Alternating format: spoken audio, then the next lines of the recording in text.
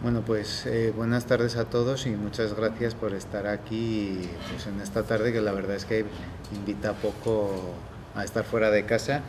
Y bueno, en primer lugar pedirles disculpas por el retraso porque es que es la primera vez que vengo a Valtierra y y no me he calculado bien el tiempo de llegada. También quiero agradecer a la Sociedad de Estudios Históricos de Navarra y al Ayuntamiento de Valtierra por invitarme a presentarles este trabajo o este tema que fue el de mi tesis doctoral que presenté ya hace unos años. Entonces, bueno, en principio más que en cuestiones teóricas, pues quiero que se queden un poco con la idea de cómo era Tudela, una ciudad que ustedes conocerán bastante bien porque está aquí cerca del pueblo, pues cómo era la ciudad en el periodo inmediatamente antes a la Guerra de la Independencia. Bueno, en realidad ha habido un problema con el título de la conferencia, porque en realidad, si uno piensa en los años inmediatamente anteriores a la Guerra de la Independencia, pues piensa 10, 15 años, pero en realidad vamos a hablar de la segunda mitad del siglo XVIII desde 1750.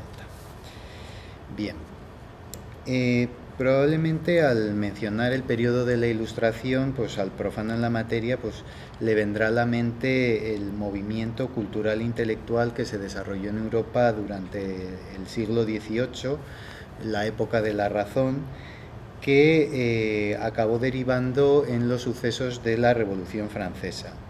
Igual a alguno le puede venir también a la mente el concepto de despotismo ilustrado, que alude a esos monarcas que, como Carlos III de España, introdujeron ciertas reformas ilustradas bajo la máxima de todo para el pueblo, pero sin el pueblo. Bien, en cuanto a la terminología ilustración, ilustrado en España, pues entre los historiadores hay bastante polémica a la hora de usar estos términos porque se aplican a muchos personajes y acontecimientos del siglo XVIII, pero sí que hay una serie de rasgos mínimos que en líneas generales comparten los historiadores para medir si los personajes del siglo XVIII eran o no ilustrados. Y son características que vamos a poder ver también en personajes de Tudela en esta época. Se trató de un movimiento de élites, una minoría culta abierta a las nuevas ideas que se estaban extendiendo por Europa, algo que se concretaba en el aprendizaje de idiomas, la importación de libros o, para el más afortunado, la salida al extranjero con París como meta preferente. Vamos a ver pues cómo estos ilustrados tenían libros en francés o cómo, por ejemplo, el hijo del marqués de San Adrián envió a su hijo a estudiar a París. Hubo una adhesión a las novedades y avances del siglo, ya fuesen costumbres, vestuario, arte, literatura, máquinas, técnicas agrícolas o descubrimientos científicos.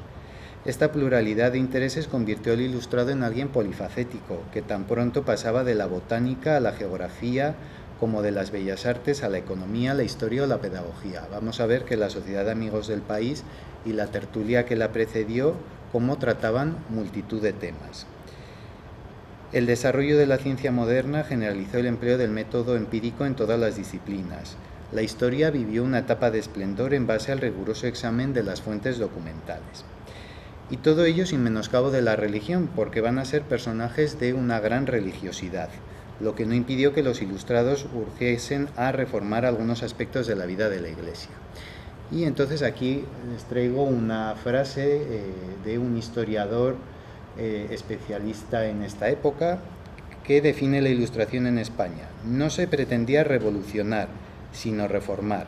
No había que cambiar las estructuras de aquella sociedad, sino remozarlas, un poco para mostrar la moderación que tiene el periodo de la Ilustración en España. Y desde luego, si identificamos como ilustrados a aquellos que deciden participar en las instituciones típicas de la sociabilidad ilustrada, en Tudela nos encontramos un número significativo de ellos, los que fueron socios de la Sociedad Tudelana de los Deseosos del Bien Público, que fue la única sociedad de amigos del país que se creó en Navarra. No sé si han oído ustedes hablar antes de la Sociedad de Amigos del País de Tudela, porque es una institución que teóricamente existe hasta hoy en día, pero bueno, luego ya lo veremos. Bien, entonces esta denominación, si se fijan, Sociedad de los Deseosos del Bien Público, los inserta en el programa de búsqueda de la felicidad distintivo de la mentalidad ilustrada, puesto que bien público equivalía a felicidad pública. Identificaban felicidad con riqueza, la cual se lograría mediante el aumento de las producciones agrícolas, el progreso de la industria, el desarrollo del comercio o el incremento de la población. También mediante la educación, lo que incluía tanto la de la nobleza como la del pueblo. Todas estas cuestiones que les he mencionado determinarían buena parte de las reformas promovidas por los ilustrados. Y entonces aquí les traigo, esto es el emblema de esa sociedad de amigos del país que se crea en Tudela en este periodo. Y si vemos es una alegoría de la felicidad. Vemos felicidad. Hemos dicho que identificaban felicidad con riqueza y entonces aparece la felicidad rodeada de todos esos elementos que traerían la riqueza. Pues por ejemplo, las riquezas del campo tudelano, el trigo, las ramas de olivo, la vid. Luego esto pues son instrumentos de los artesanos, o por ejemplo esta paleta con pincel de las escuelas de dibujo que fomentaron las sociedades de amigos del país, o los aperos de labranza, o los libros, símbolo de la labor intelectual que desarrollaron los amigos del país. O si nos fijamos el lema, ardiente aspiro y anhelo al bien de mi patrio suelo. Con este emblema la sociedad tudelana quiso representar las intenciones de progreso, felicidad y servicio al bien público que guiaron su trabajo. Bien, entonces bueno, después de esta primera parte un poco más teórica, vamos a pasar ya al contenido de la conferencia. Esto era un poco pues para situarnos en lo que vamos a ver. Aquí pues para situarnos un poco cronológicamente, esta etapa, lo que vamos a ver nosotros es la segunda mitad del siglo XVIII, que coincide básicamente con el reinado de Carlos III, que es el monarca ilustrado por excelencia, y luego también el reinado de Carlos IV, justo antes de la Guerra de la Independencia. Carlos IV, que ya veremos que estuvo en Tudela. Bueno, aquí les he puesto cronológicamente lo que vamos a ir viendo. En 1753, cuando asume el marquesado de San Adrián Francisco Magallón, que vamos a ver que este es el personaje fundamental de la ilustración en Tudela. Luego, aquí el proyecto del Canal Imperial como gran proyecto ilustrado. 1773, primera reunión de la tertulia que precedió a la Sociedad de Amigos del País, que se crea en 1778. 1783, creación de la diócesis de Tudela. 1791, apertura de la Real Casa de Misericordia, que esto sí que les sonará. Esto es donde está el Hotel AC de Tudela, que es una institución que además existe todavía, lo que pasa que está en otro edificio, como gran proyecto ilustrado. En 1802, visita del rey Carlos IV a Tudela. Les he puesto la cronología porque en realidad lo vamos a ver por temas. Primero una panorámica de la ciudad en este momento, la creación de la diócesis, las obras públicas ilustradas, personajes de esta época, la Sociedad de Amigos del País y la Casa de Misericordia. Bueno, Tudela en el siglo XVIII. Afortunadamente tenemos una vista de la ciudad en este momento. Esta vista se realizó en 1800 y pongo un poco más en detalle para que nos situemos. Está hecha desde la Torre de Monreal y para que nos situemos, esto es la calle Herrerías.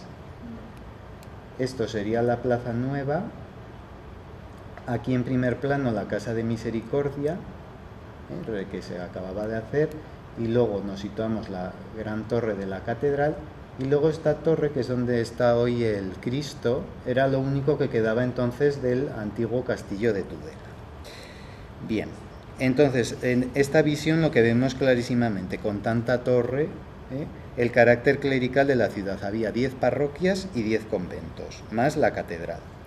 Y luego también vemos un poco pues el abigarramiento del plano urbano de Tudela, herencia de la dominación musulmana, pero ya los tradicionales límites de la ciudad se habían superado al construirse la Plaza Nueva. Ya se empieza a construir en toda la parte que está más aquí del río Keiles. Bien, Tudela entonces tenía unos 7.000 habitantes y llevaba bastantes años con un estancamiento demográfico, no crecía la población. Pamplona entonces tenía 15.000 habitantes. Bien, Tudela entonces tenía unos 7.000 habitantes y llevaba bastantes años con un estancamiento demográfico, no crecía la población. Pamplona entonces tenía 15.000 habitantes. Bien, Tudela entonces tenía 15.000 habitantes y llevaba bastantes años con un estancamiento demográfico, no crecía la población. Si nos fijamos en lo que es la composición de la población, a Pamplona se la califica en este momento de aristocrática y clerical. Además, en Pamplona estaba el componente militar, como tenía la ciudadela, había muchos militares. Y esto es importante porque los militares en aquella época eran la élite intelectual del país. Y más luego estaban todos los funcionarios y burócratas de las instituciones del reino. Tudela solo se parecía en Pamplona en lo clerical. Si nos fijamos, por ejemplo, los títulos nobiliarios, 13 vivían en Pamplona y solo 3 en Tudela: el marqués de San Adrián, el marqués de Montesa y el marqués de Huarte. Bien, ¿y esto por qué lo indico? Porque en principio la ciudad que invitaba a que tuviera un destacado núcleo intelectual ilustrado era Pamplona, y sin embargo ya veremos más adelante una frase, un testimonio de la época que nos dice que no, que donde estaba el foco ilustrado, el foco de ilustrados era en Tudela. Bien, quienes describieron la Tudela de aquella época pues destacan pues la enorme productividad de sus campos, conseguida gracias a las infraestructuras agrícolas, muchas de ellas de origen musulmán, pero dicen que podía tener una agricultura más desarrollada. La industria se hallaba en decadencia y el comercio también. A los viajeros les llamó la atención que una comarca tan rica, que además tenía buenas comunicaciones, caminos, el canal imperial, tuviera tan reducido comercio. Entonces estos temas, agricultura, industria y comercio, serán focos de atención para esta sociedad de amigos del país. A nivel eclesiástico ya vamos a ver cómo se crea la diócesis de Tudela en 1783 y otro dato importante pues sería la expulsión de los jesuitas en 1767. En cuanto a establecimientos asistenciales, se crea ahora la Casa de Misericordia para pobres, era un hospicio para pobres que se une al Hospital de Nuestra Señora de Gracia, que estaba en la Plaza Nueva, que se había creado en el siglo XVI. En el tema de educación, a destacar el Convento de la Enseñanza. El Convento de la Enseñanza es la Compañía de María, que era una institución muy prestigiosa en aquella época. Para niñas, las familias más importantes de las regiones cercanas a Tudela enviaban a sus hijos a estudiar al Convento de la Enseñanza. Por ejemplo, las familias ilustradas del País Vasco mandaban a sus hijas a estudiar aquí. Sin embargo, para los varones de la nobleza no había ningún centro especializado y los mandaban fuera de Tudela: Calatayud, Madrid y Vergara, lo que tenía un gran coste económico. De ahí que se planteasen distintos proyectos para crear un seminario de nobles en Tudela. Y luego este periodo en lo artístico, justo el periodo anterior es el periodo del barroco tudelano: la capilla de Santa Ana, los conventos, los grandes retablistas barrocos, lo que hizo a Tudela una ciudad barroca. Sin embargo, en este periodo es un periodo más discreto en realizaciones. El único arquitecto destacado fue uno que se llamaba José Marzal y Gil, que lo veremos implicado en las principales obras de este momento. Ya vamos a ver cómo la ilustración en Tudela se plasma más en las ideas, en la mentalidad de estos personajes que en proyectos concretos. Bueno, la nueva diócesis de Tudela. Desde que Tudela se reconquistó a los musulmanes, estaba vinculada a la iglesia de Tarazona, y ya desde la Edad Media hay intentos de independizarse de Tarazona, pero no se logró hasta el año 1783. Y el resultado, bueno, aquí traigo un plano que se hizo en este momento de la nueva diócesis de Tudela. Fue la diócesis más pequeña de España. Si se fijan, aparece aquí como sombreado el territorio que era. Aquí está Tudela, bueno, ni siquiera sale Valtierra en el plano, porque solo era Tudela, El Bocal, Fontellas, Murchante, Murillo de las Limas, Ribaforada, Urzante, Pedriz y Ablitas. Tan poca extensión dio origen al dicho popular de que el obispo podía ver toda su diócesis desde la azotea de su palacio. Entonces, todo esto fue muy celebrado en Tudela, la consecución de la diócesis, y en octubre de 1784 se celebraron unas grandes fiestas en la ciudad. El punto culminante fue el día 6 de octubre, cuando Santa Ana salió por las calles de la ciudad en una procesión a la que asistieron canónigos, ayuntamiento, nobleza, clero y comunidades religiosas.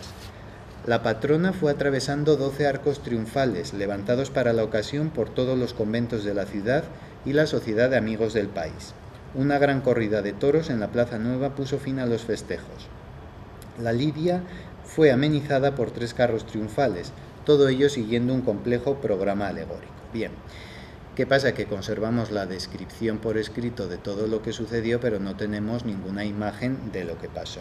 Entonces, para imaginarnos qué es lo que pudo suceder, he traído imágenes de otros festejos similares en otras ciudades para que veamos cómo se transformaba la ciudad en estas grandes fiestas. Por ejemplo, aquí esto es la entrada de Carlos III en Madrid en 1760, pero que nos fijemos, esto sería un arco de triunfo, que esto era arquitectura, por así decirlo, de quita y pon, se hacía exclusivamente para este acto y luego se desmontaba.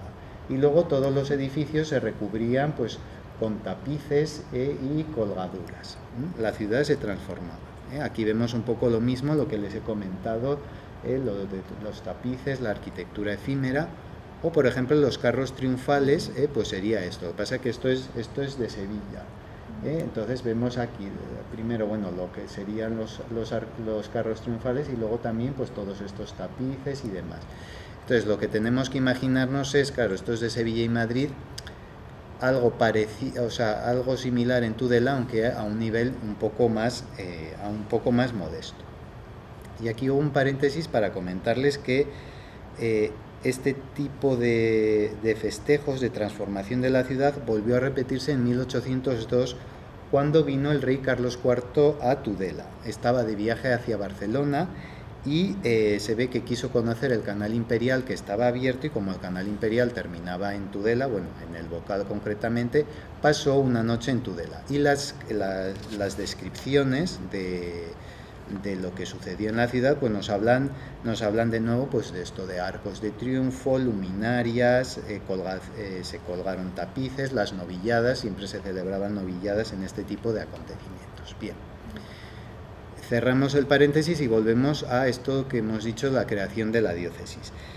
La actual catedral pasó de colegiata a catedral. ¿Hubo grandes cambios? Pues la verdad es que no. Solo se hizo, esto es la sacristía de la catedral, solo se hizo esta serie de retratos de monarcas que tuvieron relación con la historia de la diócesis, y sí se encargó a Madrid un cuadro mejor, que es este retrato de Campomanes, que se encargó a un artista de Madrid, Alejandro Carnicero, de mejor calidad y a costa de bastante dinero. Este Campomanes nos saldrá, nos volverá a salir más adelante. Tuvo intervención en las gestiones que dieron lugar a la creación de la diócesis. Bien, y luego lo que sí llegaron de regalo a la nueva catedral, pues muchas piezas de orfebrería, de ornamentos que regalaron tudelanos que vivían fuera de la ciudad, como por ejemplo desde Filipinas se mandó este conjunto tan bonito de cáliz y vinajeras por este Pedro de Galarraga, que ocupaba un cargo administrativo en Filipinas. Lo que sucede es que la mayoría de todo este ajuar se perdió durante los años de la francesada, que como ya que lo que solía pasar siempre es, como estos objetos son de plata, se fundían pues para obtener dinero, y solo se conservaba lo que era lo mejor. Bien, este fue el primer obispo de Tudela, Francisco Ramón Larumbe. Bueno, de todo su mandato solo voy a destacar la redacción del plan beneficial. Igual a alguno le suena esto porque en todos los pueblos se hace uno. Si alguien conoce igual la historia de Valtierra, en Valtierra pues probablemente es seguro que se hizo también otro plan beneficial. Esto es una reforma que promovieron los ilustrados y, en resumen, es un poco complicado, pero bueno, en resumen sería reorganizar las rentas eclesiásticas en este caso de Tudela. ¿Qué supuso esto? La desaparición de 6 de las 10 parroquias que había en Tudela. Y ahí les he traído, esto es un plano de la época, de nuevo para que nos situemos, pues esto sería la calle Herrerías y aquí la plaza Nueva. Bien. Entonces, como les digo, desaparecen estas parroquias. ¿Qué sucedía? Que en Tudela había en esta época 10 parroquias para una población de 7.000 habitantes, cuando por ejemplo en Pamplona había 4 para 15.000. Entonces se decide suprimirlas y se fusionan con las que tenían más cerca. Entonces así desaparece San Jaime, pasa a la catedral. San Juan pasa a San Jorge. San Salvador y San Miguel pasan a San Nicolás, y la Trinidad y San Pedro pasan a la Magdalena. Luego además pasaba que, por ejemplo, esta parte de aquí de la ciudad, las descripciones nos cuentan que estaba prácticamente deshabitada, toda la zona que estaba alrededor del castillo, porque les he comentado antes. Ahora la zona donde se está construyendo es toda esta parte de Herrerías hacia allá, y también todo lo que es superando el río Keiles desde la construcción de la Plaza Nueva. Y entonces pues estas parroquias casi no tenían feligreses, incluso estaban también en muy mal estado. Y afortunadamente conservamos un aspecto, o sea, una referencia de cómo podría ser el aspecto, o de cómo fue el aspecto de estos edificios desaparecidos. Estas parroquias cesaron en sus funciones hacia 1804-1805 y a continuación se las derribó. Entonces, gracias a unos dibujos de Juan Antonio Fernández, que es un personaje del que hablaremos más adelante, conservamos pues cómo era el aspecto de estas parroquias. Por ejemplo, esta de San Jaime era una iglesia románica que estaba justo delante de esa placita que está justo delante del Palacio de Canal. Y esta parroquia se había creado, era una iglesia románica, que la tradición dice que se había creado con la piedra que sobró de cuando se construyó la catedral. De San Pedro sí que se conservan restos, no sé si lo conocerán. Bueno, viendo el Cristo ya se sitúan un poco dónde está esto. Esto es pasando el arco que está debajo del ferrocarril a la derecha. También era una iglesia románica, y Juan Antonio Fernández dibujó su planta. O la Trinidad, que también estaba en esta zona cerca del castillo, también tenemos una imagen de cómo era, e incluso dibujó las esculturas que había en la portada. Y entonces vemos la Trinidad, como se la representaba antes. Se fijan que es una cabeza con 3 caras, así se representaba antes a la Trinidad, y aquí vemos también claro quién es, con la venera, Santiago. Bien. San Miguel también era una iglesia románica, pues imaginemos qué ruta del románico podía tener hoy Tudela si se hubieran conservado pues todas estas iglesias. Y aquí en paréntesis, porque aún desapareció otra iglesia más, la de San Jorge. Esto fue antes, no fue consecuencia del plan beneficial. Aquí nos situamos, esto es justo delante de donde está Castelruiz ahora, esa plaza que está ahí. Pues ahí había también una iglesia. Aquí tenemos el aspecto, lo dibujó Juan Antonio Fernández. Esta es una iglesia medieval, pero que se había reformado mucho después. ¿Qué fue lo que pasó? Que se expulsó a los jesuitas y quedó libre la iglesia de los jesuitas. Y entonces lo que se hizo fue traspasar la parroquia de ese viejo edificio a la antigua iglesia de los jesuitas, la actual parroquia de San Jorge, y se abrió esa plaza. Bien. Pasamos ahora a hablar de las obras públicas. Las actuaciones en el campo de las obras públicas son muy características de este periodo. Los ilustrados pusieron de manifiesto la necesidad de mejorar las comunicaciones a través de carreteras y canales, y haciendo navegables algunos ríos. Por ejemplo, un ejemplo de canal de navegación va a ser el Canal Imperial de Aragón, como vamos a ver enseguida. ¿Qué pasa? Que se proyectaron muchos canales, pero luego apenas se hizo ninguno. ¿Por qué? Porque hubo el error de querer implantar en España un sistema de transporte fluvial similar al que había en otros países europeos, sin tener en cuenta que nuestra orografía no es como la de los países europeos. Nosotros no tenemos una orografía llana, sino que es una orografía muy accidentada. Bien. También se hicieron en este periodo muchas obras de infraestructuras de regadío, y en el caso de Tudela, muy destacado el regadío de la Mejana. Cuando se pone en regadío la Mejana es precisamente ahora, entre 1754 y 1755. El proyecto lo va a hacer este José Marzal y Gil, que les he comentado, ¿Y qué fue lo que pasó? La Mejana antes era un terreno donde, o sea, antes de hacerse esto, era un terreno donde pastaba el ganado con el que se abastecía la carnicería de la ciudad. Y entonces el ayuntamiento, que quería tener una nueva fuente de ingresos, lo que hizo fue ponerlo en regadío, dividirlo en parcelas y arrendarlas, y así obtuvo una nueva fuente de ingresos. Y luego, como gran obra de este momento, el Canal Imperial. Bien, el Canal Imperial de Aragón. El origen del Canal Imperial de Aragón es una acequia de regadío construida en el siglo XVI. De ahí viene su nombre, porque era de época del emperador Carlos V, de ahí su nombre de Canal Imperial, pero era un canal de riego. Entonces, en el siglo XVIII, tomando como base la infraestructura de esa acequia, se decide crear un canal navegable, que fuese a la vez un canal navegable y canal de riego. El proyecto inicial era nada más y nada menos que desde Tudela hasta la desembocadura del río Ebro. Solo se hizo hasta Zaragoza. Bien, entonces en 1768 una compañía francesa llamada Badin presenta el proyecto y la idea es situar el bocal, en vez de en Fontellas, situarlo aquí, al inicio de la Meja. O sea, por lo tanto iba a pasar por toda esta parte hasta unirse al antiguo recorrido de la antigua acequia imperial. Bien, Tudela se quejó, pues entre otras cosas no quería que el canal fuese por donde está actualmente toda la parte por donde va la vía del tren, porque decía que cómo iban a desaguar si no los ríos Keiles y Mediavilla, etcétera. Pero bueno, las obras comenzaron.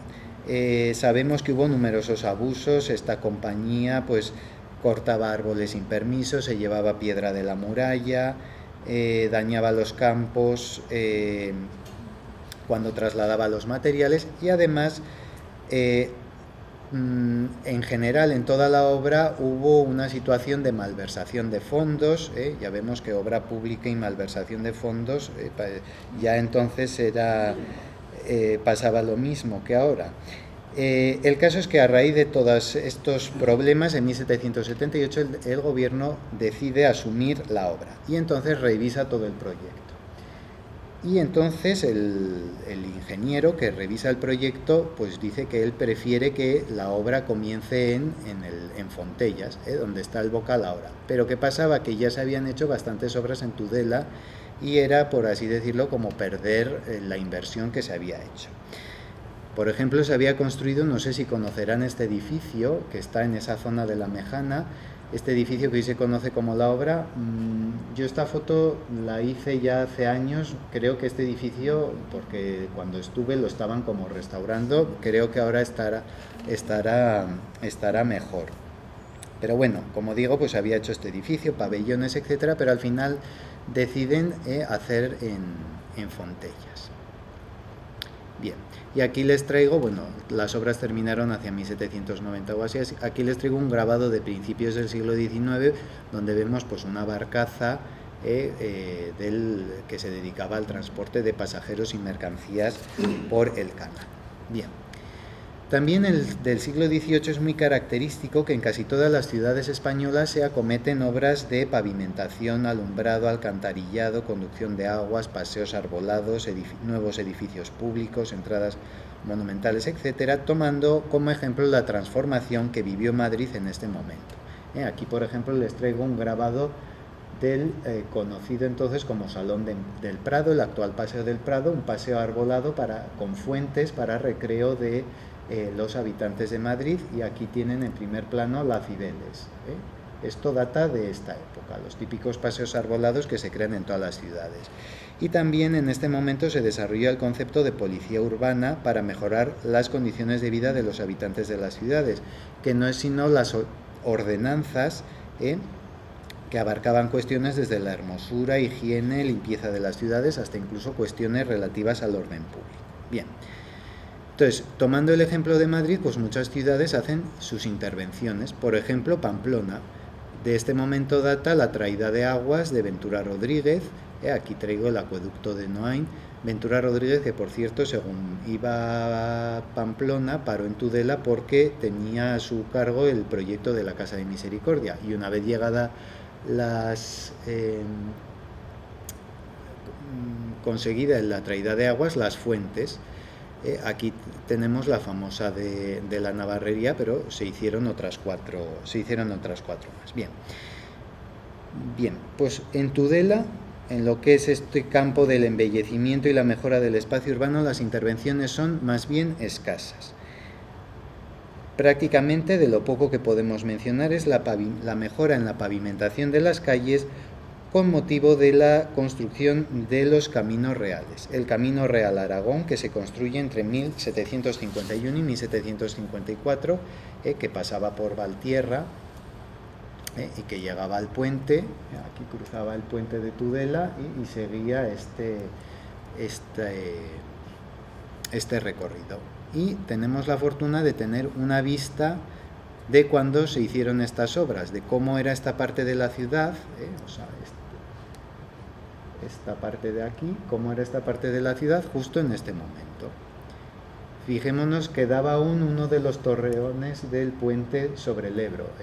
Si se fijan, el escudo de Tudela es un puente con 3 torres, y es porque el puente originariamente tenía 3 torres. Y aquí vemos también cómo aún quedaban, en esta parte sí que quedaba porción de la muralla, de la antigua muralla. Bien. Y otro camino que se construye un poco después, en 1764, es el camino entre Tudela y Cintruénigo a través de los montes del Cierzo, y este camino representaba una alternativa al que unía Pamplona y Castilla, que tenía el mismo itinerario que ese que hemos visto de Aragón, precisamente hasta aquí, hasta Valtierra, desde donde partía un ramal hasta la conocida como Barca de Castejón. Entonces el tramo entre Valtierra y el Ebro, camino de Pozalobos, bueno, esto lo conocerán ustedes mejor que yo, esta toponimia. Sí, sucedía que se hallaba intransitable en numerosas ocasiones, y la barca no se podía utilizar pues cuando había crecidas del río Ebro, que pues ya saben ustedes que son bastante frecuentes. Entonces, en este caso, la solución era venir por Tudela, cruzar el Ebro por el puente y seguir por este camino. Bien, lo que les he comentado, que en Tudela pues el aspecto de las calles no era como el de otras ciudades. Y, por ejemplo, tenemos una descripción de 1783, un viajero que está en Pamplona y en Tudela. Pamplona. Se ha mejorado mucho de algunos años a esta parte, así en la limpieza de sus calles como en su excelente enlosado. Tudela.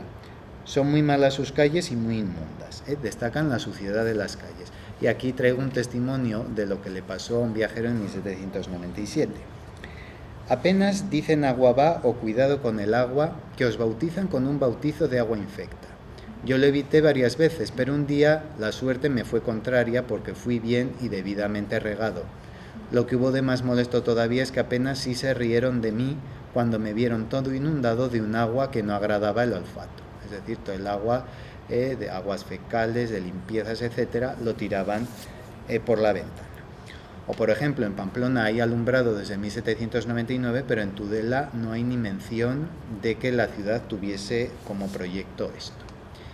En cuanto a paseos, el Paseo del Prado en realidad viene ya de tiempo atrás, pero aquí traigo cómo era el aspecto entonces. El Paseo del Prado se prolongaba por el Paseo de Pamplona, donde hoy tenemos esos edificios tan altos, pues eso era un paseo arbolado, y aunque aquí no se aprecia, pues había pues varias hileras de árboles, porque además ahora el Paseo del Prado no tiene precisamente este aspecto de árboles y demás, pues tenía árboles, bancos, etcétera. Bien, y otro proyecto muy de la época es hacer el cementerio, que esto mismo sucedería en Valtierra, que es sacar el enterramiento de dentro de las iglesias a un cementerio fuera del pueblo o fuera de la ciudad, como en el caso de Tudela. Esto es algo típicamente ilustrado. Hemos comentado antes el tema de la policía urbana por cuestiones de higiene. Las descripciones de la época nos hablan del hedor que había dentro de las iglesias, espectáculos de huesos y cadáveres en descomposición. Entonces los ilustrados promueven que se saque fuera del casco urbano. Entonces esto es un proyecto de uno para Tudela que no llegó a hacerse porque el cementerio de Tudela se hizo ya bastante avanzado el siglo XIX. Bueno, personajes. Vamos a ver brevemente algunos personajes de este periodo. Juan Antonio Fernández, que le sonará por la calle, igual por alguna cosa más, pero bueno, por lo menos por la calle. Bien. Bueno, este era un historiador, erudito, archivero. En realidad, todos los historiadores posteriores que ha habido de historia de Tudela han manejado los manuscritos de Juan Antonio Fernández. Hoy cualquiera que hace un trabajo de investigación sobre Tudela tiene que manejar los manuscritos de Juan Antonio Fernández, y la prueba de ello es hoy hemos manejado los manuscritos de Juan Antonio Fernández, esas iglesias que hemos puesto. Bien, Juan Antonio Fernández, que ya desde muy pequeño dio muestras de que era un genio, con 15 años ordenó todo el archivo de la recién expulsada Compañía de Jesús. Después ordenó el archivo de la catedral. Le admiraban por sus conocimientos de letras antiguas, porque leía inscripciones y documentos que nadie podía leer. Trabajó prácticamente en todos los archivos de Tudela, ayuntamientos, parroquias, conventos, las principales casas nobles.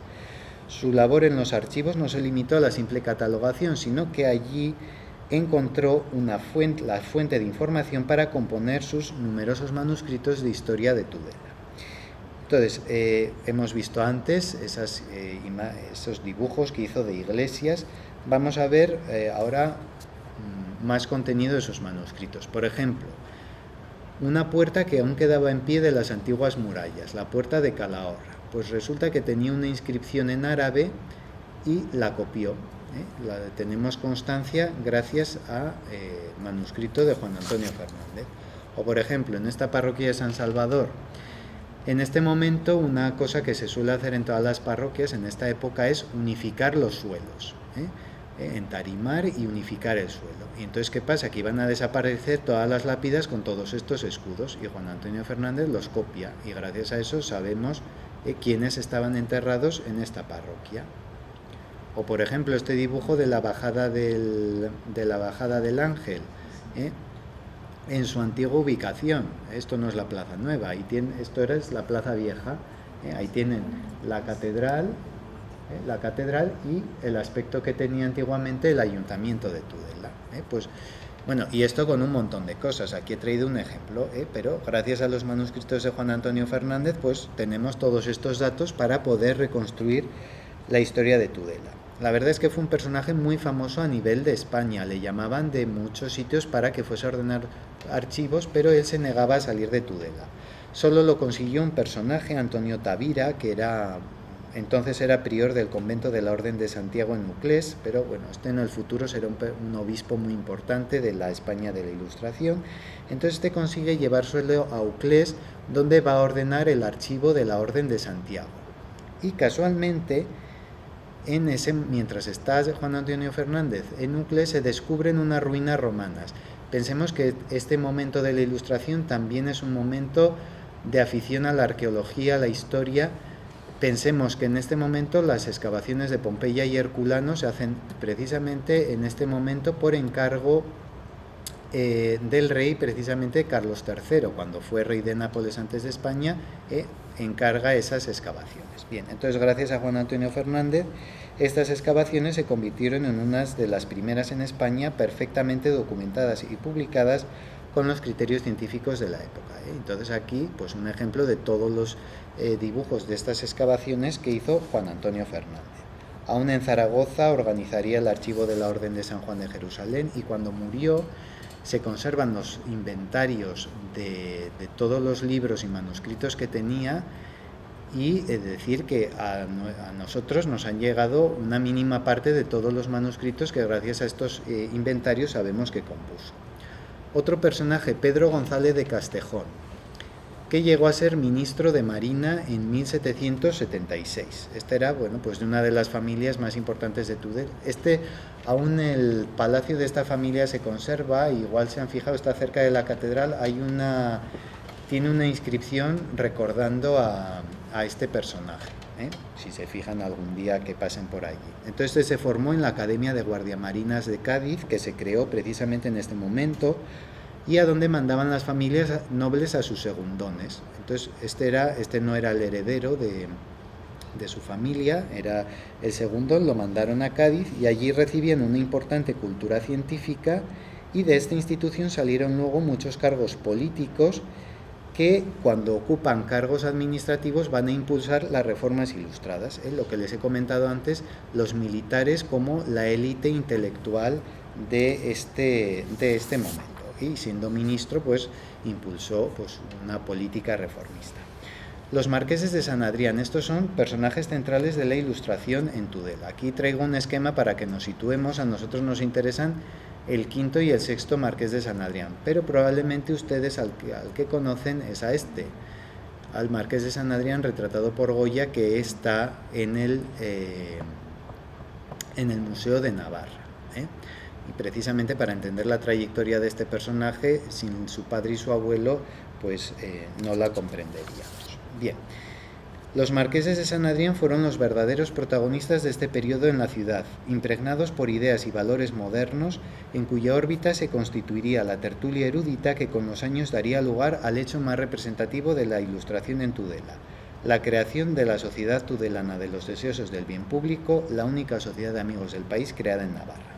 Entonces, todo esto que les he comentado antes, de apertura a las nuevas ideas de fuera, carácter polifacético, anhelo de felicidad, crítica a la ociosidad de la nobleza, papel de la educación como fuente de progreso, a la vez profundamente religiosos, todo esto se aprecia claramente en estos marqueses de San Adrián. Y además, lo que he dicho antes, si identificamos como ilustrados a aquellos que participan en las típicas instituciones de la Ilustración, ¿cómo no van a ser ilustrados estos personajes que son los que crean la sociedad de amigos del país? Bien, bueno, aquí para que nos situemos, el Palacio del Marqués en Tudela, que es donde tiene hoy su sede la UNED. El Marquesado de San Adrián era uno de los principales títulos nobiliarios de Navarra. Aquí, como curiosidad, ya que venía Valtierra, pues se mira un poco si tenía algo de Valtierra. Como curiosidad, el Marqués de San Adrián utilizaba el título de señor de la Torre de Valtierra.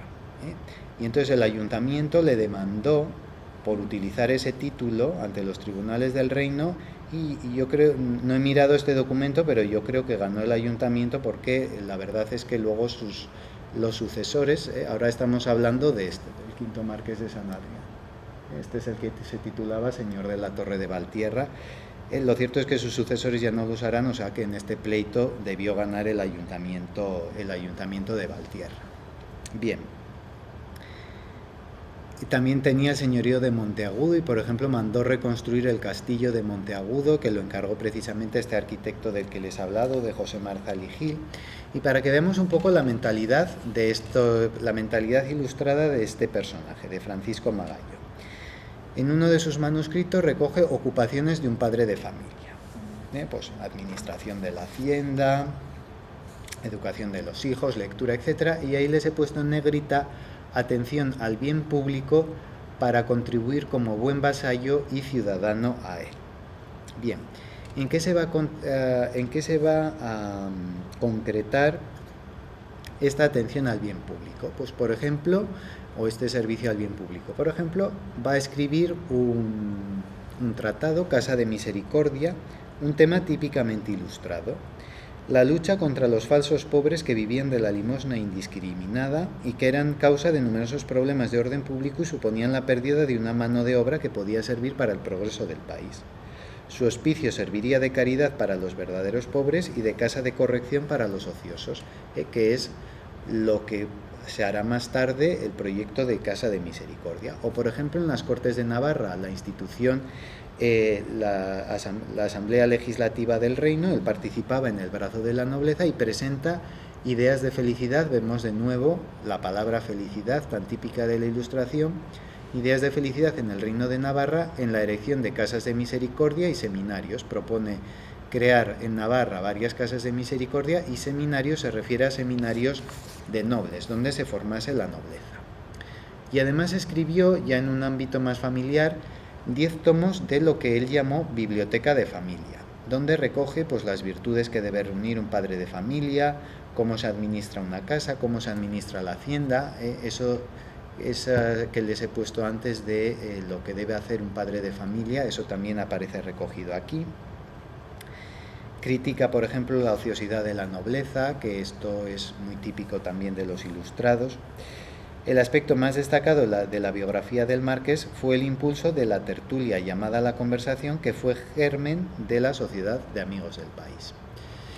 Bien, entonces esto que les he comentado es del quinto marqués de San Adrián. Ahora, muy brevemente, pasamos al sexto marqués de San Adrián. Hereda el título en 1778 y tiene una biografía pues parecida a la de su padre. Participa en la Sociedad de Amigos del País como secretario, donde compuso numerosos discursos que se leyeron ante la sociedad.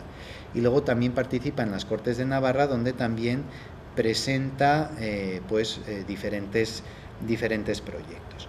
Lo que nos interesa sobre todo de este marqués es la importancia que le da a la educación. En especial, tuvo varios hijos, pero en especial a la de a la de José María Magallón y Armendáriz, su heredero. Bien, consiguió mandarlo a París con un tutor en 1786. Se conserva en el archivo del marqués de San Adrián todas las cartas con todas las gestiones que hizo, y la verdad se prolongaron tanto las gestiones que cuando fue a París ya tenía más de 20 años. Entonces, ¿qué era lo que pasaba? Que ya no era un niño, ya estaba obligado a hacer vida social con los consiguientes gastos. Le invitaban además a numerosas casas de la nobleza parisina. Debía ser una persona que tenía pues mucho don de gentes, que caía bien. Entonces, claro, había que gastar en que fuese con un buen atuendo a esas casas nobles. Había que alquilar el carruaje en el que había que acudir allí. Además, en opinión del tutor, relacionándose con la sociedad parisina, aprendía mucho más que a través de los libros o yendo a clase. Entonces sabemos que el marqués vendió toda la plata de la familia y demás, pero entonces los gastos se fueron multiplicando, y lo que iba a ser un viaje de 4 años acabó siendo solo un viaje de año y medio. Si hubiera permanecido en París los 4 años previstos, hubiera asistido al estallido de la Revolución Francesa. Bien, a su vuelta a España, su padre le negoció. Bueno, la verdad es que este personaje, ya lo vemos, este retrato aquí tiene más de 40 años. Entonces, pues debía ser, pues eso, un personaje pues con mucho don de gentes, mucho atractivo, ¿no? Y eso también favoreció, además de pues los contactos que pudiera tener su padre o la educación que había recibido en París, eso favoreció que lo casaran en Madrid, ya no estamos hablando de Tudela, ya estamos en Madrid, con una de las más ricas herederas de su tiempo, que era esta María Soledad Rodríguez de los Ríos, que iba a heredar el marquesado de Santiago. Y la verdad es que las cifras del acuerdo matrimonial, la dote, etcétera, pues son fabulosas, nada que ver con lo que se podía conseguir en Navarra. Bien, entonces, bueno, pues este personaje, nacido en Tudela, en esta época, pues es universal gracias a este retrato que le hizo Goya, que está considerado el mejor retrato masculino que hizo Goya. Ya saben, este personaje se relacionó con los afrancesados. Cuando vino José Bonaparte, formó parte de la corte de este rey, en lo que bien, pues tal vez pudo ser un intento de culminar ese progresivo ascenso social de su familia. Lo que pasa que le salió mal y tuvo que acabar exiliado en Burdeos. Bien, pasamos ya brevemente a la Sociedad de Amigos del País. Lo que les he dicho, las sociedades de amigos del país son las típicas instituciones de la Ilustración. Son fundamentales para entender los avances que en campos como la instrucción pública, la formación profesional, la asistencia social, la agricultura, la industria o el comercio tienen lugar en la España de finales del siglo XVIII. se las ha valorado como exponentes de la nueva sociabilidad ilustrada, es decir, de cómo se trataban los ilustrados entre ellos, caracterizada en otras cosas por las relaciones de igualdad entre sus socios. Cada uno representaba un voto y era considerado por su valía intelectual y su deseo de servir al bien común. Bien, entonces el germen de esta sociedad de amigos del país está en una tertulia erudita llamada La Conversación, que comienza a reunirse en torno al Marqués de San Adrián en 1773. Y aquí traigo la lista de los participantes. Bueno, no sé si conocen algo de historia de Tudela, pero casualmente son las familias más importantes de entonces en Tudela. Lo que les he comentado al principio, esto es un movimiento de élites, de las familias más importantes. Bien, entonces determinaron que cada uno iba a elegir un tema de trabajo de su especialidad, y el sistema de trabajo era leer, preparar un discurso, leerlo, y así los demás aprendían de los conocimientos que tenían, aprendían conocimientos que hasta entonces desconocían. Ellos hablan de ansia de saber y de deseo de ser útiles. Y fijémonos en los temas: historia, geografía, física, agricultura, lo que hemos hablado al principio, el carácter polifacético de los ilustrados, les interesaba de todo. Para facilitar su labor, formaron una lista con todos los libros que tenía cada uno. ¿Por qué? Porque entonces los libros eran muy costosos y difíciles de adquirir. Entonces formaron un catálogo con los libros que tenía cada uno, y entonces si uno iba a escribir un discurso y otro de los socios tenía un libro del tema que iba a manejar, se lo pedía. Aquí, por ejemplo, tenemos los libros de agricultura que tenían los distintos socios los distintos miembros de la tertulia, que luego serán socios de la Sociedad de Amigos del País. Y aquí un paréntesis, bueno, para que nos fijemos lo que era, si eran o no importantes las bibliotecas. Un viajero que pasa por Navarra dice: las librerías, o sea, las bibliotecas, son tan raras entre los particulares de Navarra, como las plantas de la zona tórrida en los jardines de San Petersburgo, o sea, como las plantas tropicales en Rusia. O sea, que aquí, según este viajero, en Navarra no había libros. Y lo que les comentaba de un paréntesis, que es que, sabiendo que tenía que venir a Valtierra, he mirado un poco qué podía haber publicado sobre esta época en Valtierra, y me he encontrado un artículo que no es mío, es de otro autor, que nos habla de un personaje de Valtierra llamado Francisco de Echarren y Atondo, no sé si este apellido se conserva todavía en Valtierra, que tenía una biblioteca con 275 obras. Este es el inventario, esto es a raíz del inventario hecho a su muerte en 1795. Y para que veamos cómo pues el eco de toda esta ilustración, el eco de todo esto, pues llegaba hasta Valtierra, que era un pueblo que entonces, en 1800, tenía apenas 1100 habitantes. Vemos el carácter polifacético, tenía obras pues de un montón de temas. El interés por la lengua francesa. En Valtierra había un personaje que tenía diccionarios y gramáticas de francés, e incluso tenía publicaciones periódicas de la época. En la segunda mitad del siglo XVIII es cuando empieza la prensa, o sea, un personaje que quiere estar al día. No es que tuviera igual las obras más avanzadas ideológicamente, pero en Valtierra pues también había un personaje con inquietudes intelectuales, incluso 275 libros, que es muchísimo, tenía muchos más libros que muchos de los socios de la Sociedad de Amigos del País. Pero bueno, esto como paréntesis. Bien, esta tertulia de la conversación en 1774 llega a sus manos el discurso sobre el fomento de la industria popular de Campomanes, este personaje que hemos mencionado antes, que era fiscal del Consejo de Castilla. Entonces, en este libro se definen unas nuevas instituciones llamadas Sociedades Económicas de Amigos del País. Entonces al Consejo de Castilla le parece buena idea y envía este librito por toda España, e inmediatamente desde toda España surgen proyectos de crear sociedades de amigos del país. Por lo tanto, las sociedades de amigos del país eran una iniciativa del gobierno que buscaba la colaboración y la participación de las élites privilegiadas en su política reformista. ¿Y qué pasó? que los de la conversación leyeron este libro y se dieron cuenta que esas sociedades de amigos del país tenían en realidad los mismos objetivos que ellos se habían planteado en su tertulia, resultar útiles a la sociedad. Entonces, bueno, todo esto que les estoy contando viene publicado, está recogido en este librito que publicaron ellos en 1778. Escogen ese nombre tan significativo de deseosos del bien público. Se aprueba en 1778. Numerosos tudelanos pertenecientes a las más importantes familias se hacen socios. Las reuniones se celebraban en una sala que se les cedió en el antiguo convento de los jesuitas, 30-40 reuniones al año. Ponen en marcha varios proyectos como la Casa de Misericordia, estudian otras cuestiones pues como canales de riego, comercio, seminario de nobles. Lo que sucede es que el entusiasmo inicial, pues como suele pasar en muchos proyectos, pues les duró 2 años. Sobre todo aquí influyó la falta de colaboración de las instituciones forales y locales que impidieron la incorporación de nuevos socios y frustraron la mayoría de los proyectos que quería poner en marcha la Sociedad de Amigos del País, que le pasaba que era vista como una institución protegida del gobierno.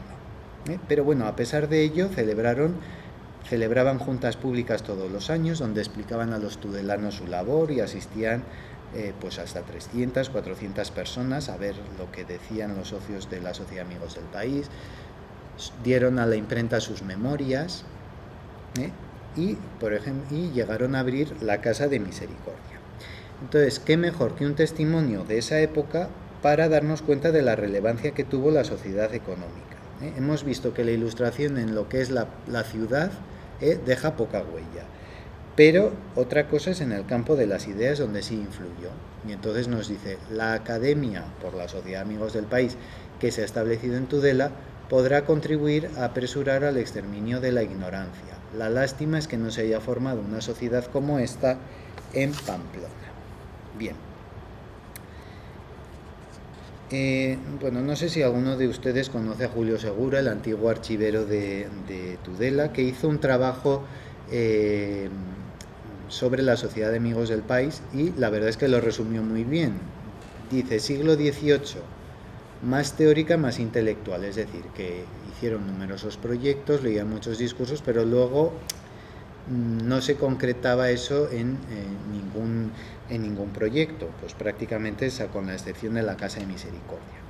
¿Qué pasó en el siglo XIX? Porque en el siglo XIX, tras la Guerra de la Independencia, la sociedad tomó nuevos bríos y en el siglo XIX pues hubo muchísimos tudelanos se apuntaron a la sociedad, se creó una escuela de dibujo, la sociedad abrió la primera biblioteca pública de Tudela, incluso construyeron el primer camino al Faro, de Tudela al Faro.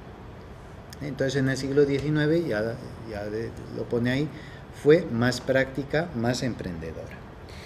Bien, y entonces aquí sí que quiero llamarles la atención de que la Sociedad de Amigos del País de Tudela teóricamente existe, aunque probablemente nadie haya oído hablar de ella precisamente porque en los últimos años pues prácticamente no se reúne. Y la verdad es que es una pena que una institución que tiene más de 230 años de vida y que es fundamental para comprender la historia de Tudela desde la Ilustración hasta la actualidad, pues está prácticamente a punto de desaparecer.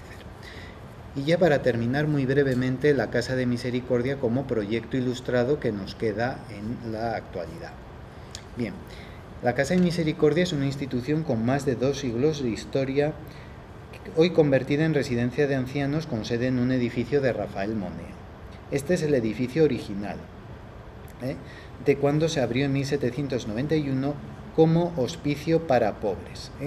Este edificio fue realizado es un proyecto de este arquitecto del que ya hemos hablado, de José Marzal.